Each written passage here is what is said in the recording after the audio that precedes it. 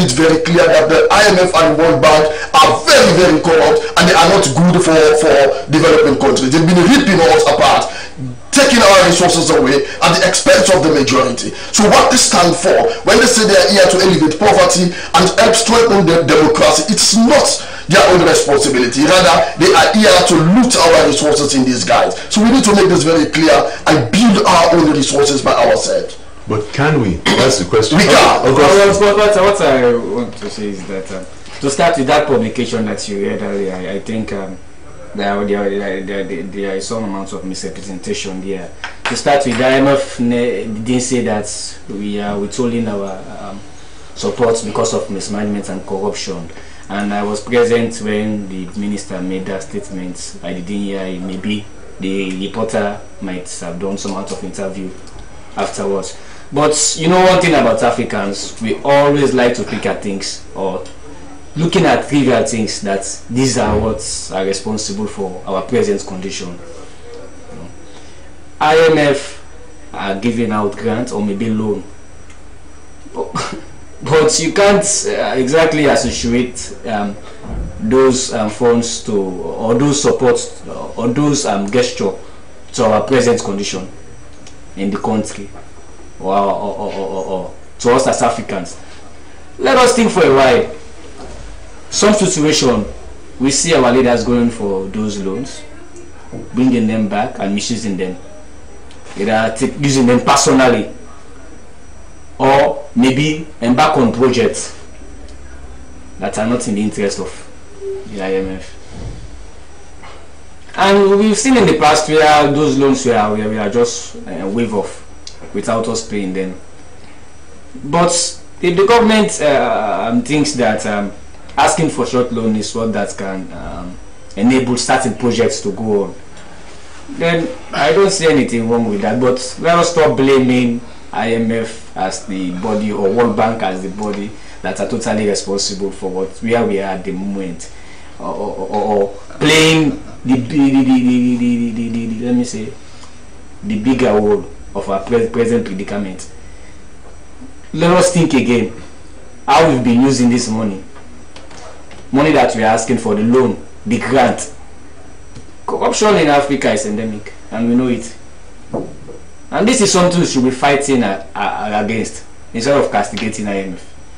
I'm not totally be in support of us going for loan all the time, because I think we should try as best as possible to be self-reliant and start to look at other areas as they are asking us to diversify our economy, thinking of other sectors where we can get money, like improving on the tourism, which is very huge. And if that is to be achieved, I think there are areas we should be focusing on as a country, like looking at the cost of coming to Sierra Leone, which is very much expensive compared to other countries. Coming to Sierra Leone and going to Gambia, if you are living in places like the UK, is almost 2 times the cost of what you pay to Gambia is what you pay to Sierra Leone. So you start thinking of those, our hospitality, the hotel, what they charge. So for to diversify our economy, we should be thinking of those areas in agriculture instead of the ministry providing seeds to farmers when there is no farming season, and those seeds will be somewhere. By the time you start to thinking about using those seeds, it has become something else. Let's think again about the fisheries. We see poachers all over our waters. People that have no business using our waters are benefiting from it. If we can't strengthen those areas, I don't think we need a loan. But for now, as a new government and what they have said already from what they inherited, I think let us see what IMF have for us at this moment. Let's have a good relationship for now. Maybe when we're strong enough, we can go as Ghana are saying it already. You can't compare to Ghana and Sierra Leone at this moment. I'm sure you won't. But for now, let's keep with IMF. Okay, yes, John, comment. You know, I don't want us to labor much on what has IMF done or what they have not done. You know, what is important in that paper is the strategic plans that have been rolled out. You know, and for me, what is important there is education. You know, education is so much important that if we can achieve that, then we can achieve all other pillars in that strategic plan. You know, it is now important that we are going gradually to the free education, and probably when the government shall have settled down properly, maybe we include university into it and see how best every Sierra Leonean can afford, you know, quality education. You know, because when we are all educated, then we can able to deal with the economic system. We can able to deal with the women and children. You know, everything, every of that pillar will be achieved.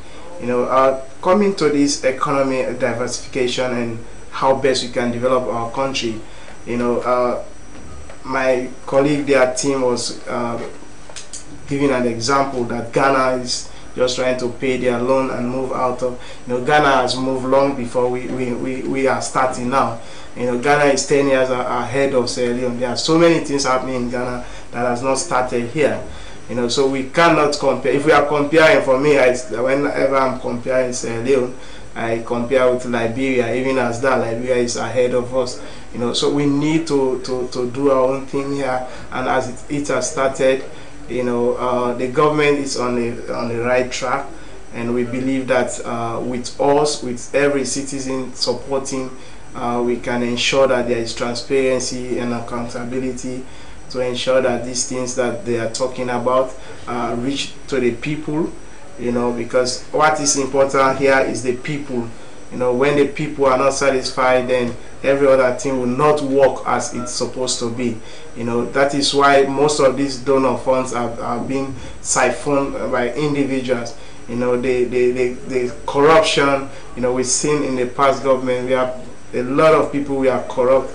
They use these funds that are coming from this IMF